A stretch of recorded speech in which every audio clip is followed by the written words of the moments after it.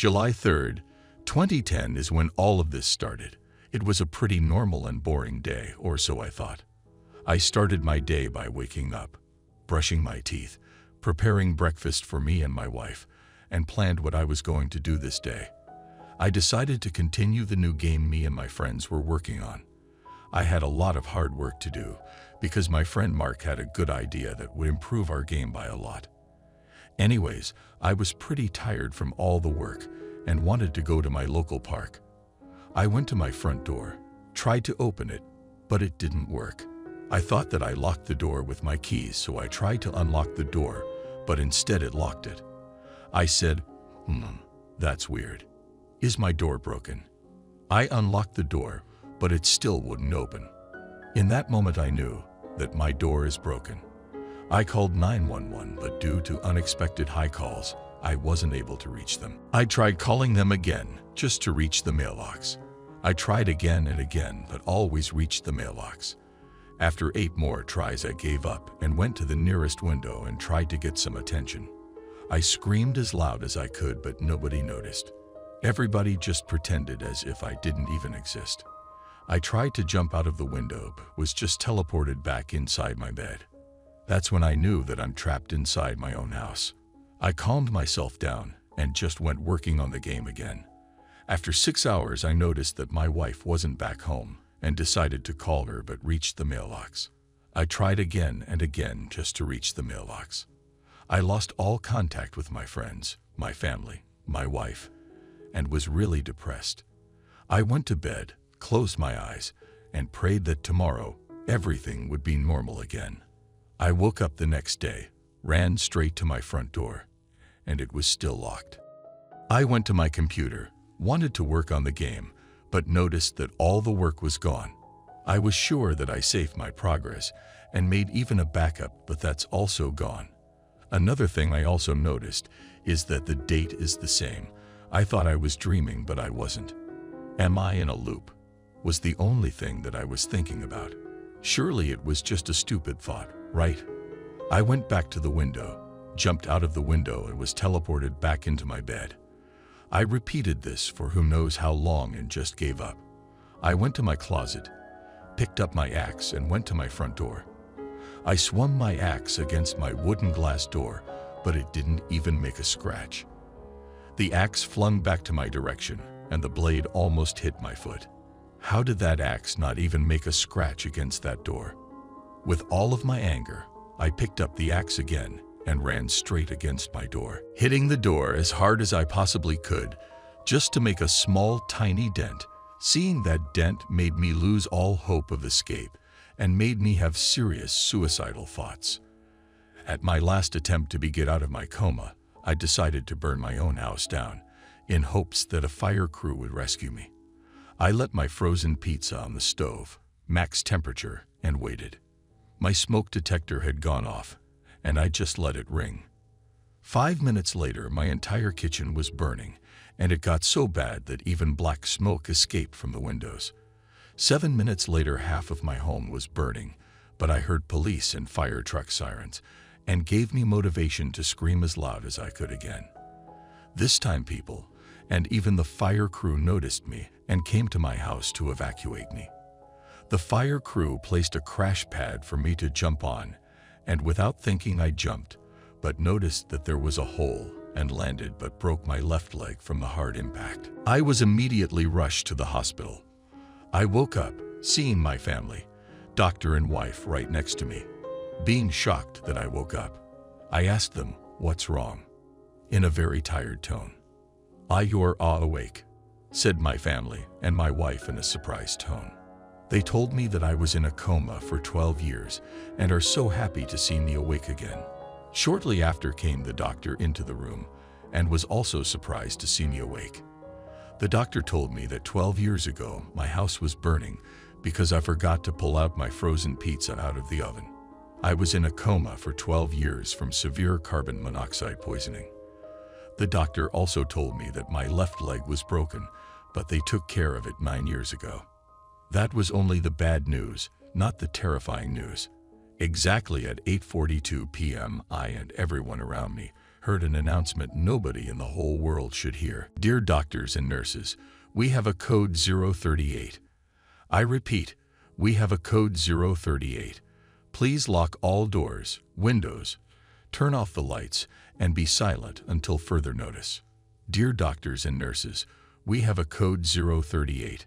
I repeat, we have a code 038. Please lock all doors, windows, turn off the lights, and be silent until further notice. The doctor immediately did as told. We were locked inside our room and waited patiently.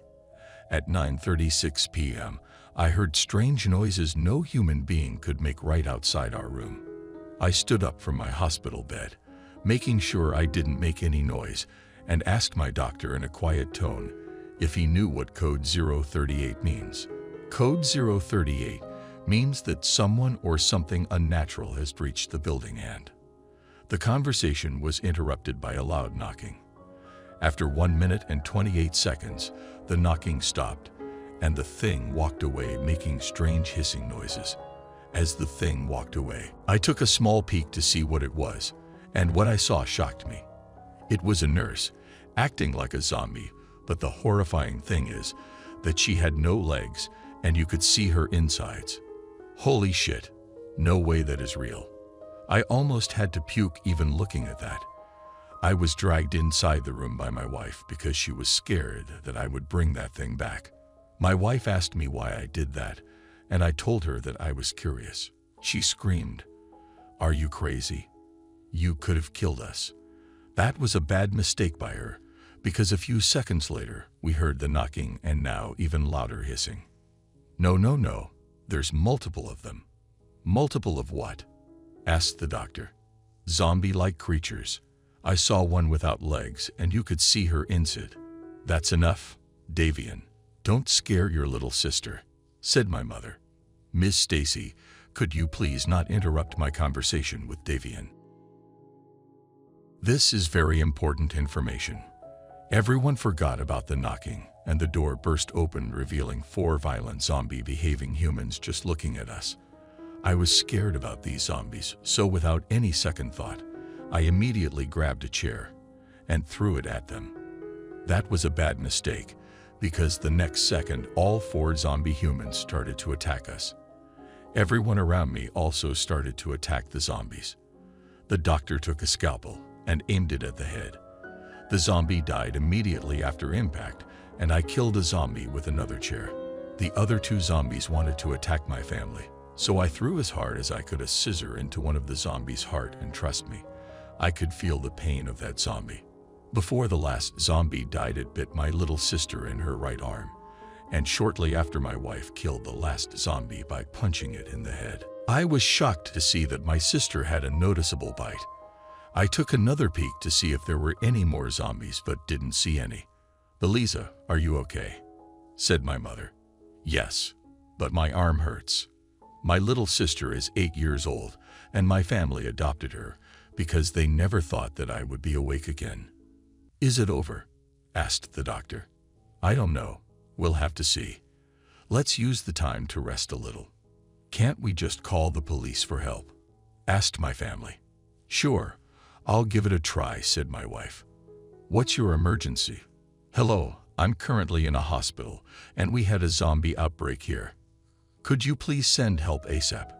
"Zombie outbreak? That's a funny joke. Please don't prank call us." "It's not a joke or even a prank call. Please just send a police officer here. I'm begging you." Yeah, so convincing. Goodbye. Fuck the police. These lazy fuckers don't do anything. Arenia, stop with the swearing, I said. It was getting really late, so we decided to throw all the zombie corpses out the window, barricaded the door, and closed every window for the night. It was a really quiet night, until something happened. Around 7:30 am, the fire alarm went off.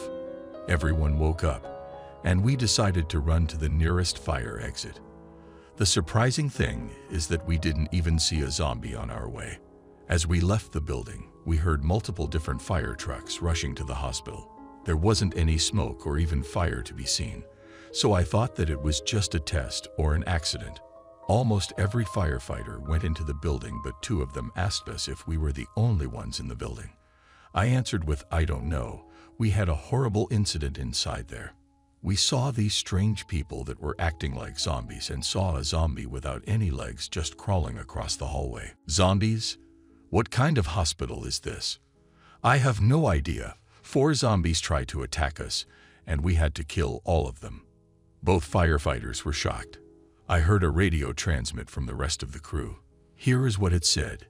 Unit 2, did you ask the people what happened? Yes. I think you won't believe me, but they said that zombies attacked them. That can't be true. Are you sure they aren't crazy? No, I'm positive. They just told me that they threw the corpses out the window on room 103. All right, I'll go to room 103. The rest of the fire crew are searching for survivors. Unit 1, could you please repeat your message? I didn't hear it. Unit 1, do you copy? Only static silence could be heard. And then, attention all firefighters. Please immediately leave the building. I repeat, please immediately leave the building. After a few seconds, we saw the fire crew leaving the building and asked us where Unit 1 is. We told them what we just heard and they didn't believe us.